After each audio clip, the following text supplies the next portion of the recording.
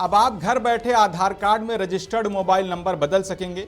आधार को रेगुलेट करने वाली संस्था unique identification authority of India ने नई डिजिटल सर्विस की घोषणा की है। इसके जरिए यूजर्स आधार ऐप पर ओटीपी वेरिफिकेशन और फेस ऑथेंटिफिकेशन से अपना मोबाइल नंबर अपडेट कर पाएंगे। इस सर्विस से दूर दराज इलाके में रहने वाले लोग और सीनियर सिटीजन को काफ़ी आसानी होगी। UIDAI के मुताबिक मोबाइल अपडेट करने का प्रोसेस काफ़ी सिंपल रखा गया है। पूरा प्रोसेस कुछ मिनटों में हो जाएगा।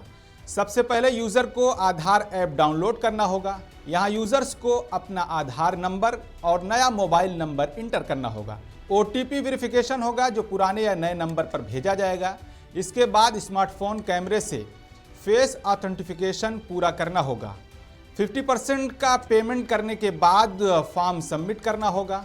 बायोमेट्रिक अपडेट के साथ ये फ्री होगा। अपडेट स्टेटस चेक करने के लिए URN नंबर से UIDAI वेबसाइट पर देख सकेंगे जो 2-4 हफ्तों में रिफ्लेक्ट हो जाएगा।